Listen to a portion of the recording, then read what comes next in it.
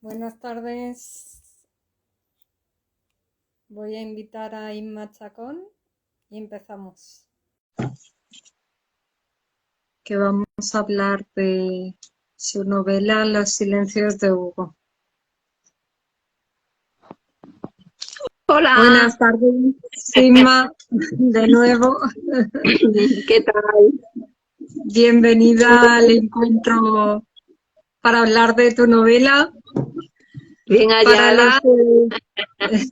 Para los que se vayan uniendo, contaros un poquito de Inma, que es doctora en Ciencias de la Información y fue decana de la Facultad de Comunicación y Humanidades de la Universidad Europea. Su primera incursión en el mundo de la narrativa fue con La princesa india, novela a la que siguieron Las filipinianas, Tiempo de arena, que fue finalista en Premio Planeta, Mientras pueda pensarte y Tierras sin nombres, que fueron grandes éxitos de ventas y críticas. Los silencios de Hugo, que tenemos aquí, publicado por la editorial Contraluz, que tengo que agradecer también la facilidad que me ha dado para contactar contigo. Tenemos Los silencios de Hugo, que nos va a hablar hoy de ella Inma, que es su séptima novela y es un homenaje a su tierra, que es Extremadura. Exactamente. Zafra, Es más la en novela en la que es más específico el homenaje a mi tierra, porque yo en todas las novelas le hago un homenaje a Extremadura, en todas les he hecho.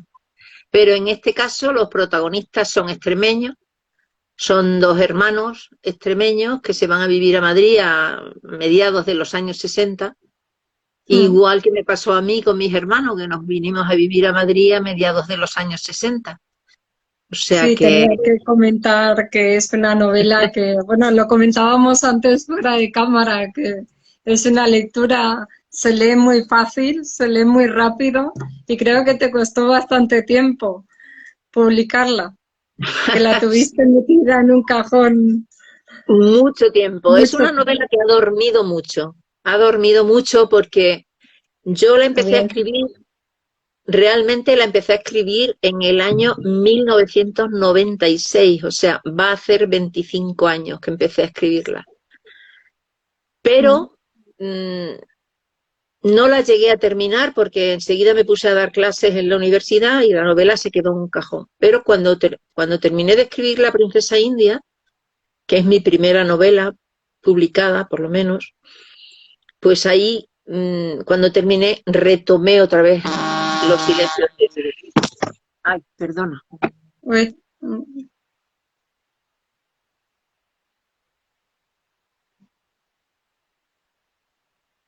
Creo que creía que lo había... se ha ido el móvil, no pasa nada.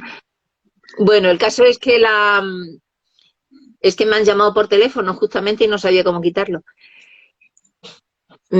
Cuando terminé de escribir La princesa india, volví a Los silencios de Hugo.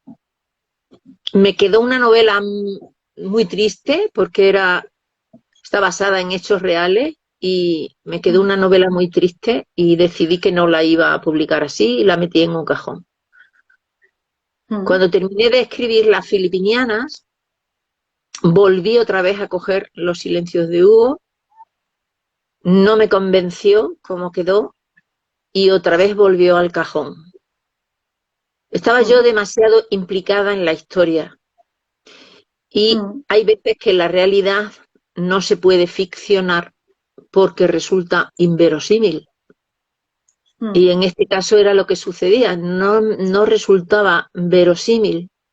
Así es que otra vez se fue al cajón. Escribí mi tercera novela, otra vez recuperé Los silencios de Hugo, otra vez al cajón y así ha ido y venido al cajón durante 25 años, hasta que ya hace poco me dijo Palmira Márquez, que es mi agente, a quien le debo desde luego todo, y me dijo, Inma, esto ya tiene que salir, esto ya tiene que salir. Y coincidió con que Contraluz, aparecía Contraluz, me propusieron salir con ellos como primera novela de la editorial y bueno, para mí era un privilegio grandísimo que no podía rechazar, claro. Mi primera novela, porque en realidad es mi primera novela, iba a salir con una editorial que a su vez era su primera novela. Así es que dije, Sí, esto tiene que sí, tenía que ser así. Sí, porque has dicho que está basada en hechos reales. De hecho, la novela va dedicada a Paco y Julia, que imagino que son los personajes con los que te basas en la novela.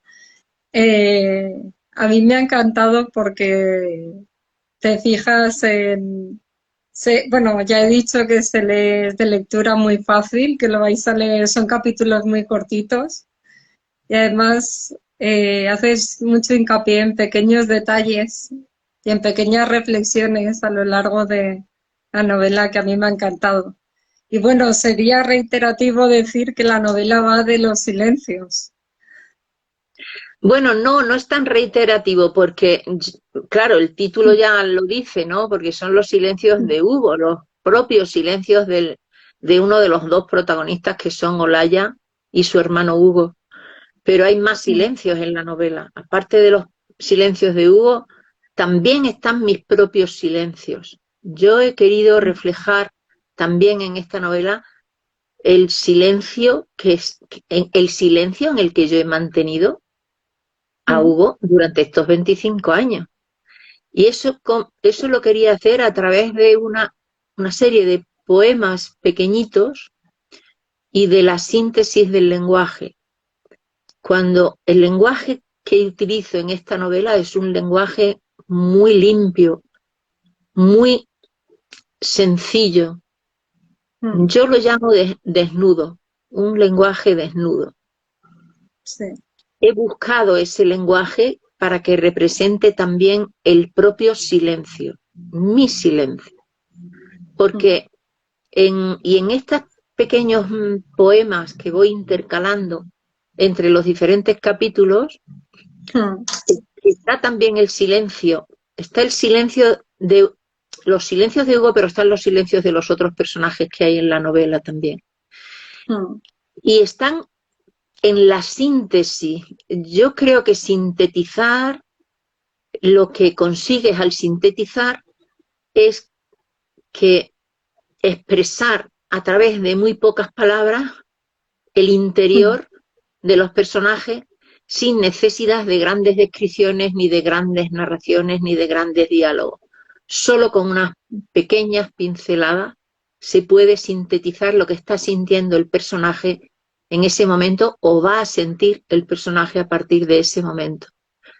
Yo me planteé que esto lo quería hacer y lo quería hacer a través de poemas y empecé a buscar poemas de autoras, fundamentalmente autoras, Emily Dickinson, Rosalía de Castro, Carolina Coronado.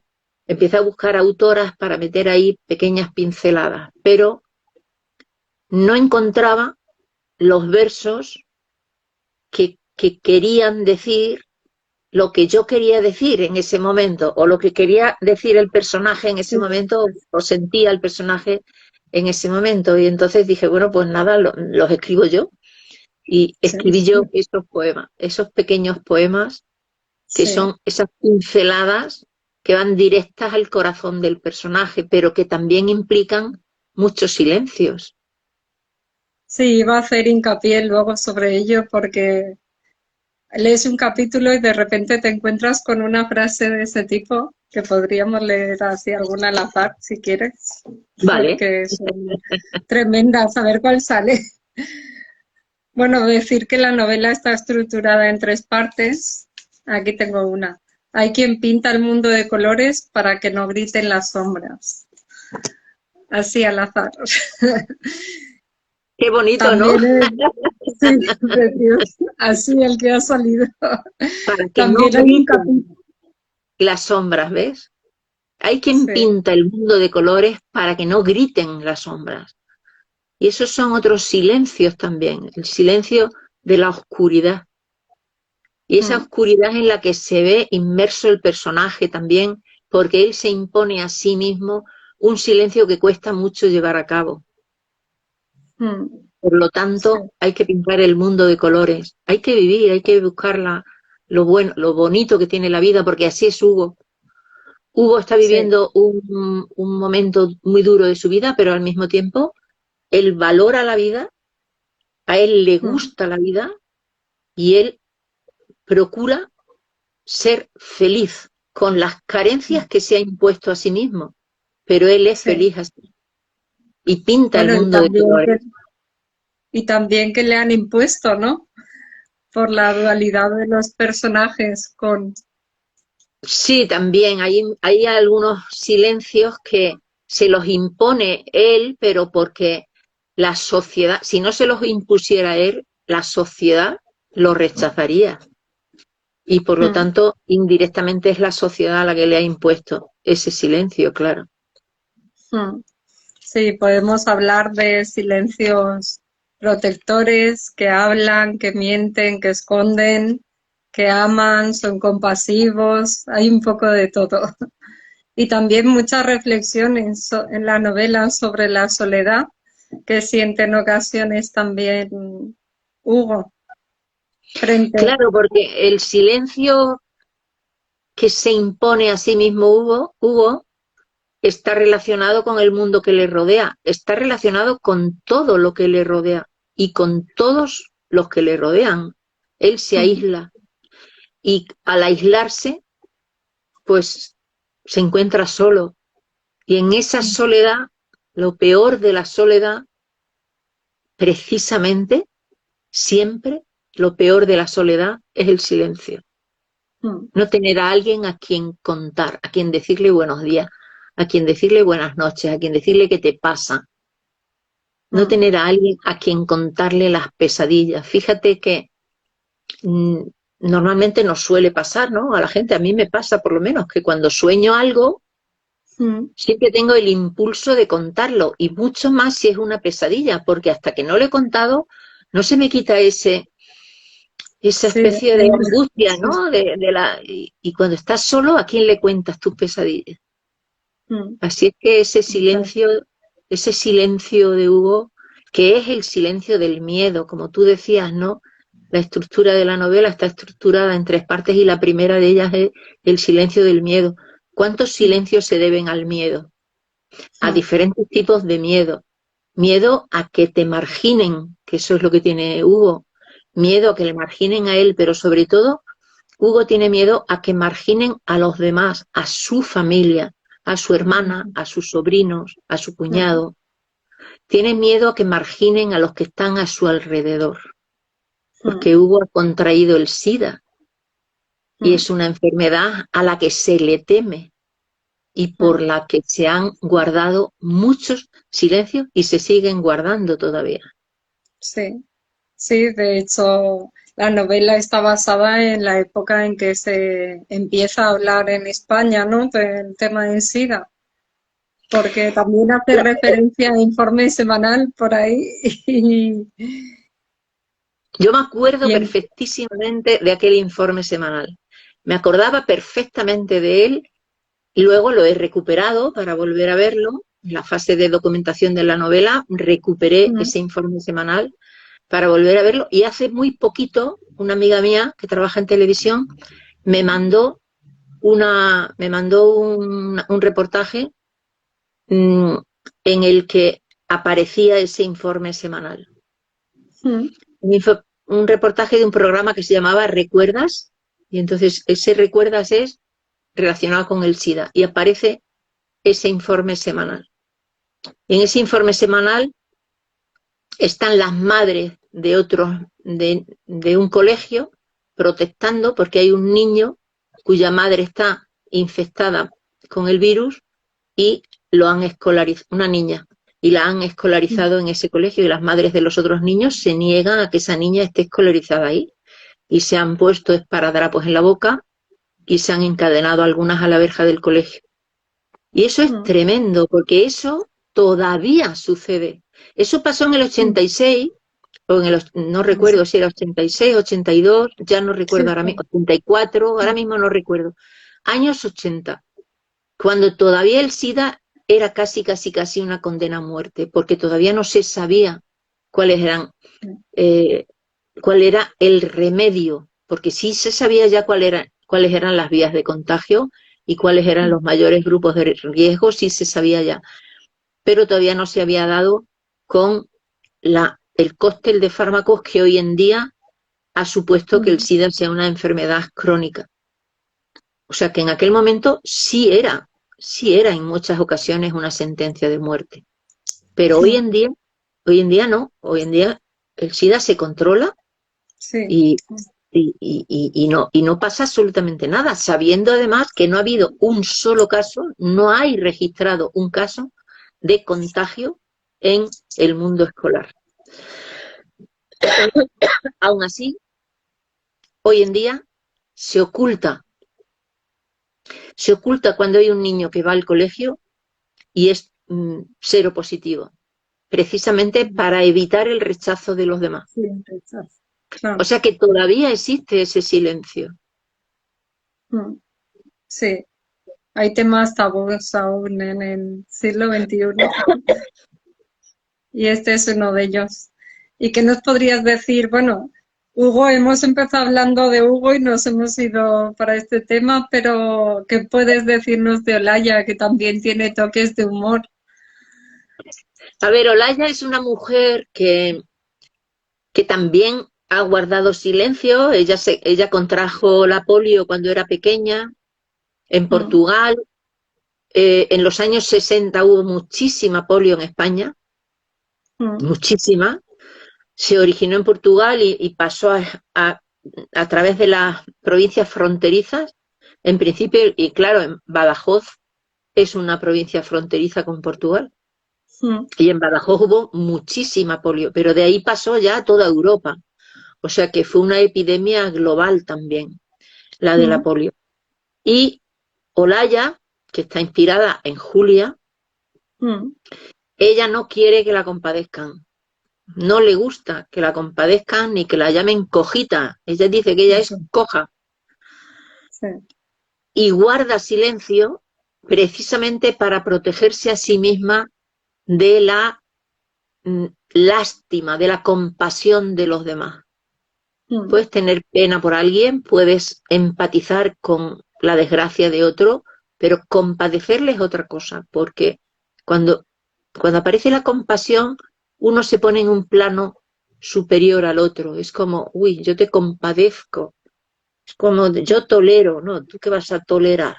No tienes por qué tolerar nada, igual que no tienes por qué compadecer. Porque es como que el otro tiene que agradecer esa compasión. Y entonces Olaya huye de ese sentimiento compasivo, huye de eso. Ella no le gusta que le tengan lástima. Así es que nunca se queja, ella no se queja cuando tiene dolores y tiene muchos dolores, pero ella no se queja, no es una persona que se queje. Y guarda silencio también para que sus padres no sufran, para que no piensen que ella es una persona diferente, para ser igual a los demás y tener las mismas oportunidades que los demás.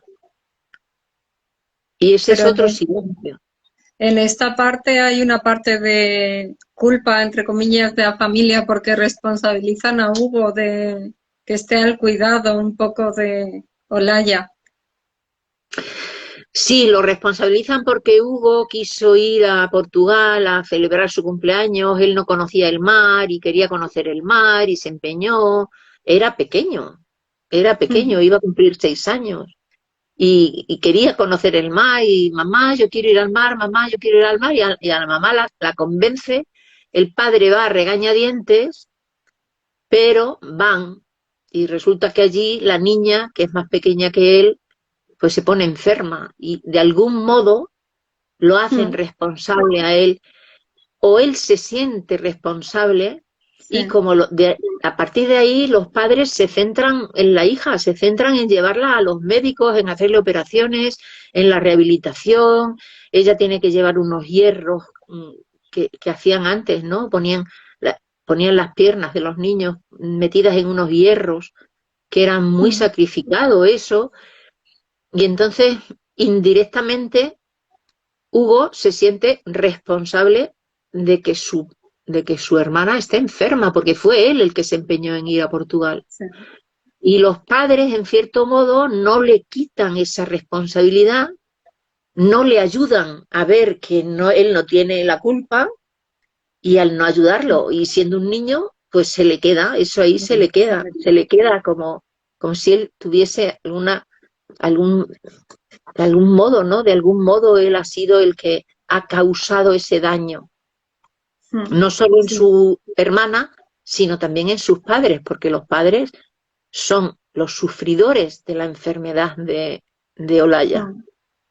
Sí. Algo que Hugo también quiere evitarle a los suyos, que los suyos sean sufridores de su propia enfermedad o de esa sentencia de muerte que de pronto se ha dictado contra él. Y no solo eso, sino que a este tipo de enfermos, a los enfermos de SIDA, se les ha culpabilizado también por contraer la enfermedad. Porque fundamentalmente se cebó entre los homosexuales y entre los drogadictos. Entonces, ¿qué era lo que pasaba? La ha contraído porque es homosexual, porque tiene prácticas de riesgo o porque es drogadicto y se ha pinchado con una jeringuilla de otro infectado. Lo podías haber evitado. Y es esa la culpa que recae sobre el enfermo, que lo podrían haber evitado. Y no, cuando no lo han evitado es porque no han podido evitarlo. El enfermo nunca busca estar enfermo. El enfermo es una víctima. Y sin embargo, en el caso del SIDA, al enfermo se le ha culpabilizado.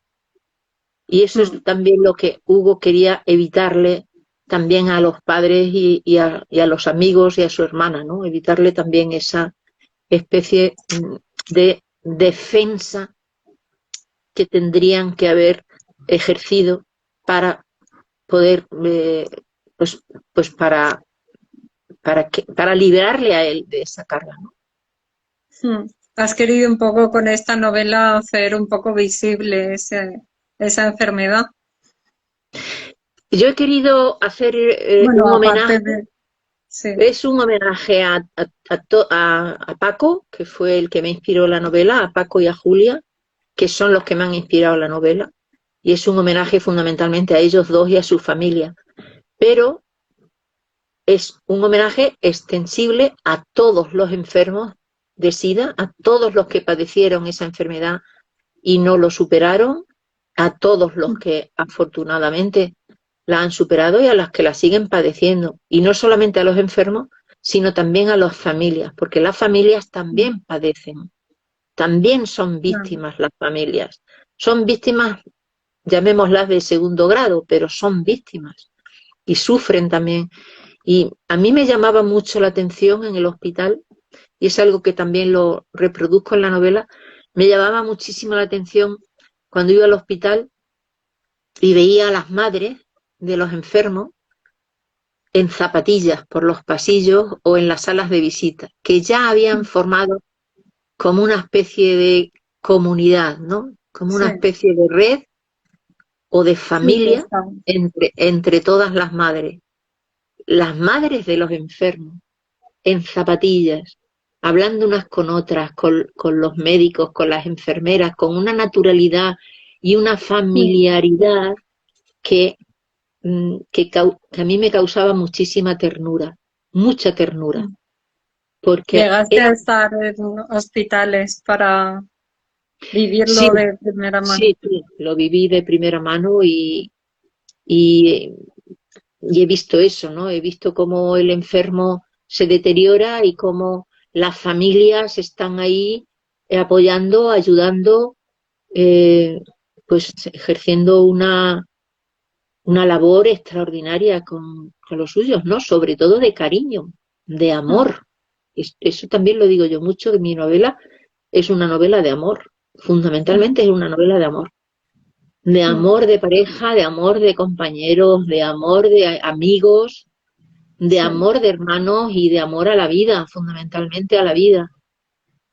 ¿Qué es lo que transmitía Hugo, no? Amor a la vida. Por mucho que estuviese sufriendo, por mucho que solo que se hubiera encontrado, por mucho que tuviese ahí una espada de Damocles sobre la cabeza, él siempre amaba la vida. Él amaba la vida y él siempre amo la vida. Mm. Bueno, ¿y qué le pasaba a Hugo con las matemáticas? Porque lo tenemos ahí enfrascado. Que de hecho hay frases que incluso compara con la filosofía y el arte. Y hay una frase que dice, la vida es una emoción llena de incógnitas que se van despejando. Incluso hace reflexiones relacionadas con la matemática. Sí, la vida es una ecuación, ¿no? Es una ecuación llena de incógnitas. A mí me encantan las matemáticas. Las matemáticas son un lenguaje universal, igual que Sí, la música. Si tú pones una ecuación con su desarrollo y en cualquier país del mundo la van a entender, si está bien puesta. En cualquier país del mundo van a entender una ecuación y van sí. a saber resolverla y se va a resolver de la misma manera. Luego es un lenguaje común, es un lenguaje universal, un lenguaje que trasciende, pero sin embargo es un lenguaje que aparentemente no contiene emociones. Por eso Mm, me gustan a mí las matemáticas, porque es un lenguaje muy limpio y es un lenguaje que se puede utilizar en en cualquier lugar y en cualquier tiempo, porque también es un lenguaje eterno. mm, Por supuesto, es muy comparable con la música, porque a la música le pasa exactamente lo mismo. Es un lenguaje universal, es eterno, es mm, un lenguaje que se puede interpretar, porque también tiene interpretaciones igual que las matemáticas, mm. también se pueden interpretar. Hay Sí. una cosa que a mí me dijeron cuando era, pues tendría yo como 12 o 13 años, fíjate, y se me quedó grabada. Una profesora de matemáticas, a mí las matemáticas me encantan. Y una profesora de matemáticas nos dijo, bueno, no siempre 2 y 2 son 4. Y yo aquello me quedé, digo, ¿cómo que no siempre 2 y 2 son 4? Yo era súper tímida y no me atreví nunca a preguntarle, oiga, ¿nos puede explicar esto de por qué 2 y 2 no son siempre 4? Y he estado años intentando averiguar por qué 2 y 2 no son 4, por qué no siempre son 4, 2 y 2. Bueno, pues en la novela doy una pequeña explicación, que es la que a mí se me ha ocurrido, pero seguro que a esa monja igual había otra explicación, ¿no? Que daría ella, no lo sé, porque ya te digo que me encantaría que me lo explicara. Cada uno tiene su interpretación, lo dejamos a... Nunca más la volví a ver, cuando salí del colegio, ¿no? Yo salí del colegio y ya no la volví a ver. Pero Claro. esa monja a mí me enseñó eso, me enseñó que tenía que seguir preguntándome cosas, que no todo es siempre lo que parece y que siempre podemos buscar una explicación más, otra más, a las cosas que nos preguntamos, ¿no? Que la vida está hecha a base de preguntas, que algunas preguntas tienen respuesta y otras lo que generan es una nueva pregunta. Y es esa, Mm, la curiosidad que es la que lleva a los matemáticos a descubrir y a crear ciencia. Y la curiosidad que ha llevado a muchos matemáticos a ser filósofos. mm, Porque cuando ya no puedes encontrar nada a través de la física, tienes que acudir a la metafísica. Y mm, ahí es donde entra la filosofía. Y mm, entonces hay que buscar otras respuestas diferentes. Hay una filosofía que, que también tiene respuestas, o hay una física que tiene respuestas, y hay otra física teórica que intenta darle respuestas a cosas que parece que son imposibles. O sea que siempre podemos ir más allá, y más allá, y más allá. Y más allá de la ciencia, siempre hay más ciencia. Y la sí. ciencia que es crear conocimiento nuevo. Y por eso me gustan a mí las matemáticas. Mira que a mí Y nunca por se eso, me han dado. pero las Yo era más de matemáticas letras. necesita, a ver, las matemáticas lo que tiene es que tienes que desarrollar el pensamiento abstracto. Y Mm, si de pequeño no has tenido un profesor que te toque esa fibra y que te haga desarrollar ese pensamiento abstracto, se te estanca. A una de mis hijas las matemáticas se le estancaron y no ha sido imposible, porque no desarrolló ese pensamiento abstracto a tiempo. Es Yo le verdad, es tenía que que... influyen mucho los profesores que hemos tenido en el colegio con la... Los profesores son fundamentales en la vida. A mí me encanta, porque yo he sido profesora, y me encanta la relación con los alumnos, y tengo muchos alumnos que son amigos, no mientras fueron mis alumnos.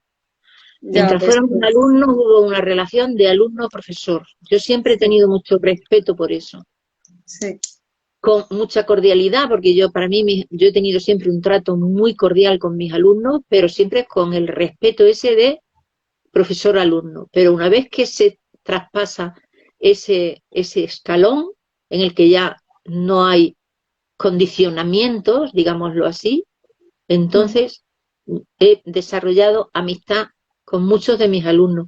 Y además me encanta encontrármelos después, como yo he dado a periodismo y a ciencias de la comunicación, a audiovisual también, me encanta encontrármelos después en medios audiovisuales o en la prensa, ¿no? Cuando me tienen que claro, hacer una entrevista o están... Y es una relación que no se acaba nunca. Yo siempre seré su profesora y ellos siempre serán mis alumnos. Me encanta esa sí. relación. Es algo muy bonito, sí. Yo he tenido también contacto con algunos profes y es bonito, sí. Hay una escena de la que quería hacerle referencia, una escena de la novela de la noche de San Juan, que se crea una magia ahí dentro de la novela. Es muy bonito eso, sí. Con los Sí, papelillos, ¿no? Cuando tiran. sí, Esto me lo inventé porque la noche de San Juan para mí es una noche, bueno, como para todo el mundo, no para mí, ¿no? Es una noche mágica, es una noche en la que vuelan los sueños por los aires, ¿no? Y en la que se queman esos papelitos en las hogueras en Alicante, en Valencia. Yo he vivido una noche de San Juan preciosa en Valencia, preciosísima, en una playa de Valencia que se llama Sueca, y con unas amigas de mi hija pequeña, de mi hija Clara, con Mirella y su hermana, y estuvimos en la playa y nos dábamos la mano todos, toda la playa llena de hogueras, así escondidas entre la arena, haciendo como pocitos en la arena, y ahí ponían las brasas y se quemaban ahí, y echabas los papelitos, ¿no? Para quemar las cosas malas y para desear lo bueno, y luego a las 12 de la noche, pues saltando las olas, 12 olas como 12 campanadas. Y eso para mí me quedó, digo, yo tengo que hacer algo en la novela que no sea igual, pero que sea sí, bonito, ¿no? Y se me ocurrió lo de los papelitos azules. sí, es una escena muy bonita. Y podríamos decir que la novela tiene banda sonora, que siempre casualidad que los escritores ponéis por en medio, introducís gustos musicales dentro de la novela. A mí esta novela me ha encantado porque, en ese sentido, porque yo en otras novelas me parece que no hablo de música, no lo recuerdo ahora, no sé si he puesto alguna música en alguna otra novela, ahora mismo no lo recuerdo, pero en esta es que yo estaba muy empeñada en de que hubiera una especie de banda musical, sí, de banda sonora. Y quería representar la música que escuchaba la gente de mi generación y de mi entorno. Yo pertenecía a una asociación que se llamaba Sercoes, que nos íbamos de colonias con los niños cuando, pues empecé yo con 15 años y estuve hasta los 19 o 20 en esa asociación. Y nos llevábamos a los niños de colonias. Y además teníamos una escuela en el Pozo del Huevo, que era un suburbio de Madrid, y teníamos una escuela allí donde les dábamos pues materias que no se daban en el colegio, cosas alternativas como teatro en aquella época, ¿no? Que no había en los colegios, la educación era muy rígida. Y, y bueno, pues nosotros después de ir allí a la escuela del Pozo nos íbamos a los mesones y cantábamos canciones de Quilapayún, de Violeta Parra, de Víctor Jara, en fin, de Silvio Rodríguez, y quería que eso estuviese también reflejado en la novela, ¿no? Porque también es un homenaje a mi generación. Los personajes de la novela tienen mi edad, o sea, son de mi edad. Si vivieran ahora esos personajes tendrían mi edad, pero como la novela se termina en 1996, pues no sabemos. No sabemos qué pasa. Entonces, quería que tuviese, o sea, que escuchasen la música que yo escuchaba. Pero le di a leer la novela a una de mis hermanas que se llama Piedad, que vive en Fuengirola, y me dice, Inma, está muy bien, me gusta mucho, pero aquí no está la música que yo escuchaba. Dice, no todo el mundo escuchaba aquí la Payún, había gente que escuchaba a los Eagles, en los Rolling, en fin, Sí, a, otro tipo. a otro tipo de música. Y entonces decidí que efectivamente que iba a haber otro personaje que le iba a gustar pues la música que le gustaba a mi hermana Piedad, para que también estuvieran representadas esa gente, ¿no? Sí. Y luego también hay otra que a mí me encanta, que es la copla. A mí la copla me encanta y es un género que estuvo durante muchos años, estuvo como relegado, como si fuese un género menor, como si fuese un género, un subgénero, no sé, hasta que llegó Carlos Cano y uno de ellos fue Carlos Cano, Martirio también, y reivindicaron la copla y la copla volvió otra vez como a un momento de esplendor muy grande. Pero a mí siempre me ha encantado y entonces quería también meter una copla y también metí una copla que la has puesto tú también en el este, o sea Sí. que me ha encantado. Summertime. Eres mi vida y mi muerte, te lo juro, compañero. No debía de quererte y sin embargo te quiero. Qué bonito. Quería hacer referencia, hacer una pausa a alguna de las frases con las que me he ido encontrando leyendo la novela, que son, a mí es que me gusta mucho quedarme con ese tipo de frases. No es cierto que la verdad nos haga libres, o las casualidades son puertas que abre el destino para unir a la gente, o aceptar la compasión es colocarse en un plano inferior al que padece, del debilitarse en la diferencia y asumirla como un mal del que se debería huir. No sé, hay Sí. frases preciosas. Yo creo que la verdad, a mí me han educado yo odio la palabra mentira, fíjate, no me gusta nada la palabra mentira. Y no me gusta nada la gente que miente. No soy capaz de mentir, yo no miento. Hombre, yo puedo equivocarme, pero mentir es decir lo contrario de lo que se piensa, conscientemente. Eso es la mentira. Otra cosa es la mendacidad, que es decir algo que no es cierto, pero sin saberlo. Por lo tanto, no quieres mentir, te has equivocado. Es igual que veracidad y verdad, esa es la diferencia, ¿no?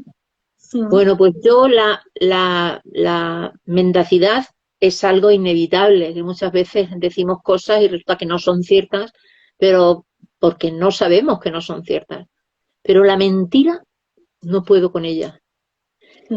Ahora, lo de que la verdad nos haga libres, que es una frase extraída de la Biblia, esa frase está en la Biblia, no es cierto. Creo que no es cierto. Que muchas veces la verdad no nos hace libres. No. Y eso lo demuestra el derecho.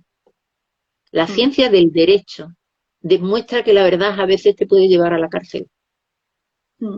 Sí, es cierto. Las ciencias jurídicas. Bueno, tenemos que hacer... Dime. No, eso que hay veces que pensamos que hay que decir la verdad ante todo. No.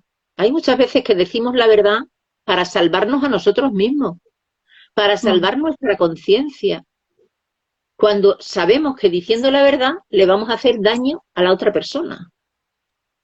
Muchas veces con la verdad hacemos daño y sin embargo la decimos porque nos sentimos mal y la decimos para liberarnos nosotros, pero se la cargamos al que está enfrente. Yo creo que no, la verdad en determinadas ocasiones está muy sobrevalorada. Otra cosa es la mentira. Por eso yo creo que hay un silencio, que es el silencio que calla cosas que pueden hacer daño a los otros, es decir, un Eso te silencio iba. protector. Pero ese silencio protector se puede volver contra ti, porque el otro, si averigua lo que tú estás callando, sí que piensa que le has mentido, sí que lo entiende como una mentira. Y ese silencio hay que saberlo gestionar muy bien y llevarlo hasta las últimas consecuencias, porque si no, puede hacer también mucho daño. Sí. Es así que va también la mentira enlazada con los silencios también. Luego hay otro silencio que es el silencio cómplice, Sí. que es un silencio tremendo. Y ese silencio hace muchísimo daño porque implica renovar constantemente un sufrimiento, el sufrimiento de otro, de una víctima.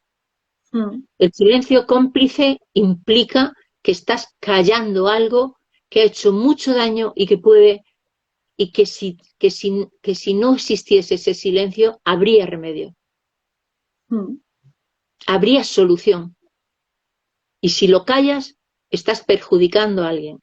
Y ese es el silencio cómplice. Ese silencio se da muchísimo, muchísimo, una barbaridad, en los casos de pederastia. Abusos a menores. ¿Cuánto silencio hay en los abusos a menores? ¡Qué vergüenza! Sí. Y qué Es que dañino es ese silencio cómplice, que hace que el delincuente siga libre y pueda seguir haciendo daño a otros niños.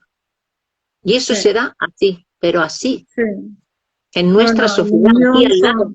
sí. Se dice niños, se dice maltrato de género, un poco se Igual, podría englobar a igualmente, todos. pero en el caso de los niños es todavía más Sí, cruel y sí, es todavía peor porque un niño no se puede defender. exactamente. Una víctima de maltrato tampoco se puede defender porque ha llegado a esa situación a través de un proceso de empobrecimiento personal, a través de un proceso de autoestima, o sea, de machaque de la autoestima. Y a veces tampoco se pueden defender. Y si hay un silencio cómplice en ese caso, también está facilitando que se esté perpetrando y perpetuando ese maltrato. O sea que sucede Sí, en muchas. en muchos órdenes de la vida, vaya. Sí. Tengo que hacer referencia también que también insertas en la novela autores literarios como Pablo Neruda, César Vallejo. Son referentes, claro.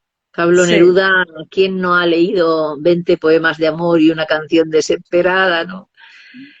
O Confieso que he vivido. sí. Pablo Neruda es yo creo que es uno de los poetas que descubrimos en mi generación, lo descubrimos en los años 70, también a raíz del golpe de Estado de Chile, del 73, a raíz de su muerte, que fue unos días después del golpe de Estado, y luego es un poeta que ha influido en otros muchísimos poetas. César Vallejo, pues es que uno de los grandísimos libros de poemas, para mí son Los Heraldos Negros, es uno de mis libros de cabecera, ¿no? Y, en fin, uno de esos poetas que yo descubrí cuando estaba rondando los 20 años. que no nos habían enseñado en el colegio, porque en el colegio se conformaban con enseñarnos la generación del 27 y la generación del 98, a veces la del 27 ni siquiera. O sea que Cierto. Sí. era la enseñanza, sobre todo en mi generación, estaba muy mediatizada por la dictadura y tuvimos muchísimas carencias en ese sentido. Claro. Sí, según la etapa de la vida que hayas estudiado es de una forma u otra. Tengo que hacer referencia al capítulo 32, que es un párrafo, ¿sabes a cuál me refiero? ¿No? Yo creo que sí, lo tengo aquí, pero me parece que es el que está en la solapa, ¿no? Sí, Sí. es como si fuera un poema de amor. Es que en realidad es un poema. Sí. Es un poema un poquito más largo que los demás, pero ahí sí que, como era largo, quise que fuese un capítulo, ¿no? Porque tiene mucha importancia. Sí. Y hace referencia a Gracias. esos amores que surgen, ¿no? A lo que llamamos el flechazo. Es ese amor que surge y que puede surgir de cualquier cosa. De cualquier cosa. Mira, yo mi primer amor surgió de la manera más tonta, y es porque era yo muy jovencita y estábamos en un sitio donde había muchísima gente y estábamos recogiendo mesas, estábamos recogiendo las mesas, ¿no? Y de pronto yo iba a limpiar una mesa con un trapo y vino un chico mayor que yo y me cogió el trapo y limpió en la mesa. Y dije, ¡ay, qué bonito! En mi casa esto no. Qué detalle, ¿no? Mis hermanos, en mi casa era una educación bastante machista. Mis hermanos ahora planchan, ahora hacen de todo, cocinan, ahora hacen de todo. Pero en aquella época ellos no tocaban un plato. Y sin embargo ese chico cogió el y se puso a limpiar y me lo quitó a mí de las manos, ¿no? Y me enamoré perdidamente de él. Por ese detalle, ¿no? Un instante en la vida. Sí, es que a veces son momentos. Sí. Y ese instante en la vida puede quedarse para siempre. El primer amor no se olvida nunca, ¿no?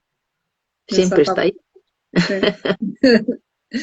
Bueno, y al igual que bueno, quería hacer referencia a José Luis, que es, bueno, ya lo has dicho tú, que va relacionado con el tema del SIDA, pero es un muy buen amigo de Hugo. José Luis es un buen amigo de Hugo, es un personaje que en la novela está inspirado en un personaje real. Él es un buen amigo de Hugo, lo es todavía. Pero cometieron un error tremendo. Los dos se metieron en el mundo de la droga. En la novela está muy ficcionado. La novela no. La historia que yo cuento en la novela no es la historia de Hugo, pero del verdadero Hugo. Pero sus amigos son esos, su hermana es esa, su cuñado es ese, aunque el cuñado no reaccionó como reacciona Josep en la novela. O sea, yo quería reflejar también en la novela las diferentes reacciones que podían darse frente al SIDA. Una de ellas era el miedo y un miedo que no se puede controlar, un miedo incontrolable, insuperable. Quería reflejar también otro miedo que sí existe, pero que se controla y que se podía controlar. Quería reflejar también el que no tiene miedo, el que se entrega sin pensarlo, y quería reflejar el culpable, el que se siente culpable. Claro, el pobre de José Luis no fue el culpable, no hay culpables en la enfermedad. Yo en esto insisto muchísimo, no hay culpables, ni siquiera responsables, no hay. Lo que hay es una enfermedad que se contagia por una cuestión o por otra. Y en este caso lo que hubo fue un error muy grande, porque ellos habían mantenido siempre unos comportamientos exquisitos en ese sentido. Ellos se habían metido en el mundo de la droga, pero conocían cuáles eran los peligros que podía traer y nunca, jamás se pinchaban con la jeringuilla de otros. Nunca, jamás. Nunca. Nunca. Solo una vez lo hicieron. Una. Y esa vez fue su perdición. Sí. Y entonces José Luis siempre se sintió responsable. El pobre de José Luis no es responsable de nada. No se llama José Luis en la realidad, pero no es responsable de nada. Hay una tensión cuando llegas a ese momento en el que José Luis tiene que comunicarle a Hugo ese hecho. Madre mía, estás ahí Es en muy tensión. difícil. Mira, para escribir la novela, yo manejé los diarios de Hugo. Y está ahí, y está cuando él se entera. Y cuando él va corriendo al coche, al coche, al coche, y él se decía a sí mismo, al coche, al coche, al coche, para abrir el sobre en el coche y no es capaz de llegar al coche, ¿no? Y el coche cada vez más lejos. Y al final se tiene que parar para abrir el sobre y ver que aquel día que se equivocó, pues no tenía que haberse levantado de la cama. Pero ya estaba hecho. Y en ese momento su mundo cambia radicalmente y tiene que tomar decisiones y toma decisiones y sabe tomarlas y es un hombre que se apoya en la vida, en lo que decíamos antes del mundo de colores, pinta el mundo de colores, porque sabe que hay muchos grises. Sí, pero lo mismo que habla de la vida, hay unas reflexiones sobre la muerte también brutales. Claro, porque la muerte existe. Sí. Es inevitable. Además, en todas mis novelas hablo de la muerte. A mí me ha condicionado mucho la muerte. Y yo conozco a la muerte desde que era muy pequeña. Mi padre murió cuando yo tenía 11 años. Así es que conozco a la muerte, la conozco, la he visto ya sé cómo es. Y sé que vuelve, sé que está ahí. Y sé que puede llegar en cualquier momento. Cuando menos te lo esperas puede llegar. Sí, He vivido ya muchas muertes, muchas, las he vivido ya muchas. Bueno, y la cercana de tu hermana que acabas con la dedicatoria a Dulce. Todos mis libros están, la última frase es la misma. Y a Dulce, por supuesto. Claro. Porque ahí es donde digo, ¿no? Que a mí la muerte me ha visitado ya en lo más profundo y sé cómo es. Y sé que existe. Y en una novela no podemos obviar que la muerte existe. Existe. Hay veces que en mis novelas mueren personajes que yo que sé, que te da mucha pena que mueran. Pues sí, es verdad. Hay veces que en mis novelas hay algunos personajes que los salvarías, ¿no? Pero tiene que estar. No puede haber vida sin muerte. Mi novela es un canto a la vida. Y si es un canto a la vida, si yo quiero reflejar la vida, tengo que reflejar también la otra cara, porque es la misma moneda. Sí. Y no hay moneda que tenga una sola cara, no la hay. No, está claro. Sí. La portada y el título fueron siempre los mismos. No, empezó llamándose La Cueva de Hugo. Pero alguien me dijo que ese título podía inducir a que fuese una novela juvenil de aventuras. Y entonces lo pensé y dije, pues es verdad que... Y le di muchas vueltas. Tengo un grupo de amigas que nos llamamos Constructoras de Sueños y nos juntamos para hacer un club de lectura. A este grupo de amigas también le debo yo, en una parte grandísima, el haber publicado esta novela, porque ellas me han ayudado muchísimo. Hicimos un club de lectura con esta novela cuando era manuscrito Cada una me dijo lo que pensaba y yo a todas les hice caso. En algunas cosas más, en otras menos, pero a todas les hice caso. Sí, hay que pedir segunda opinión, ¿no? Todas las opiniones las tuve en cuenta. Y una de las cosas que debatimos fue el título.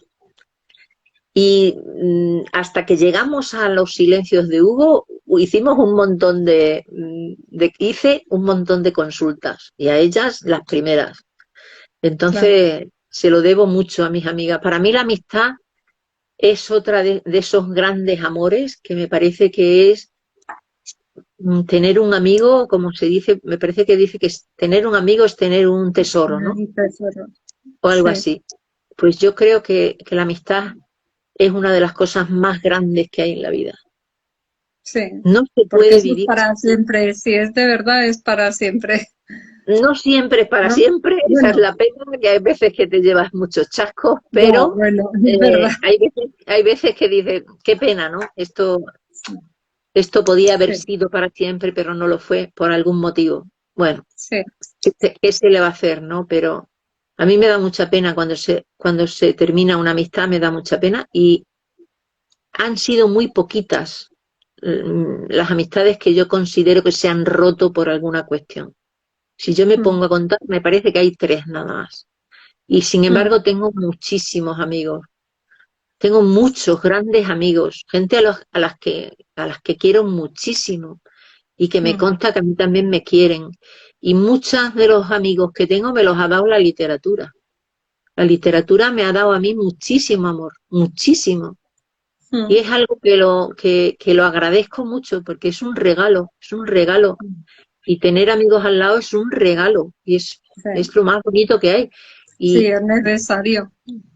y te apoyas en ellos y es, en fin, ¿qué Sí, te voy a es que decir? valores como la amistad, la familia, la valentía, la superación, todos esos se reflejan claramente en la novela. De una forma o de otra están reflejadas.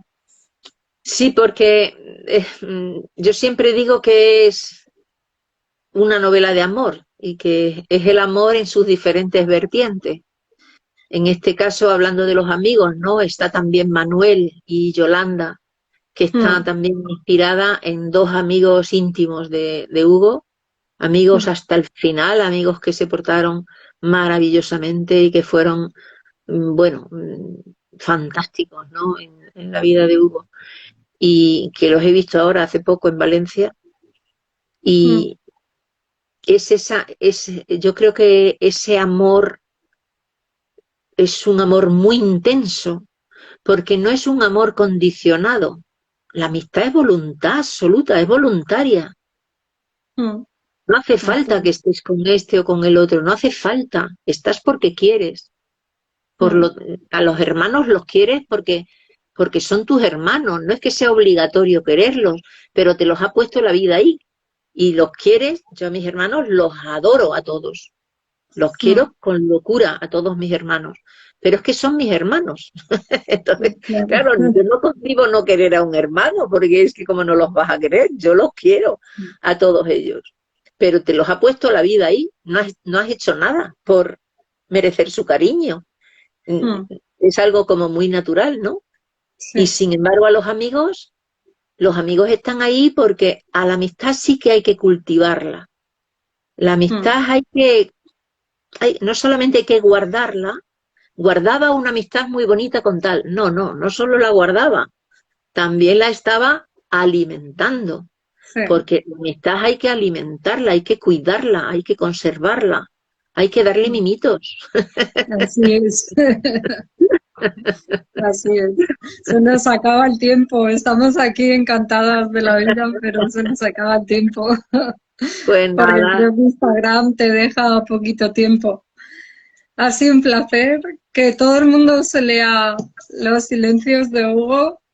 ¿Y cómo la resumirías si tuvieras que decirle a los lectores, a quien no se la haya leído aún, que se la lean? pues mira, es la historia de 2 hermanos, yo la resumiría así. Son 2 hermanos que se enfrentan a la vida de diferente manera. Olaya vive la vida pensando siempre en el futuro. Cuando tenga hijos, cuando termine la carrera, cuando consiga un trabajo, ha estudiado Derecho y por lo tanto cuando tenga mi propio bufete, cuando, siempre pensando en el futuro. Muchas veces cuando piensas tanto en el futuro, se te pierden cosas del presente. No tienes la capacidad para mirar a corto plazo. Hay que saber mirar a largo plazo, pero no perder de vista tampoco el corto plazo. Sin embargo, Hugo sabe que para él no hay futuro y vive la vida a corto plazo, disfrutando de cada momento del presente, porque el presente es el que construye el futuro. Y esas son las dos diferentes maneras en que viven mis protagonistas, los protagonistas de Los silencios de Hugo. O sea que si tuviera que resumirlo, es la historia de dos hermanos. Al principio de la novela no se sabe cuál va a ser el futuro de ninguno de los dos, porque él está muy enfermo y ella ha desaparecido. Así es que os invito a que la leáis para saber qué es lo que pasa con ellos. Exactamente. Hasta ahí puedo leer. Bueno, muchísimas gracias. Ha sido un placer entrevistarte y leer la novela y seguimos en contacto. Para cualquier cosa que necesites, me tienes aquí. Un placer, gracias. Muchísimas gracias. Ha sido una entrevista muy bonita. Muchas gracias. Muy bonita. Muchas gracias. Y muchas gracias a todos los que habéis estado escuchándonos. Eso es. Buenas noches.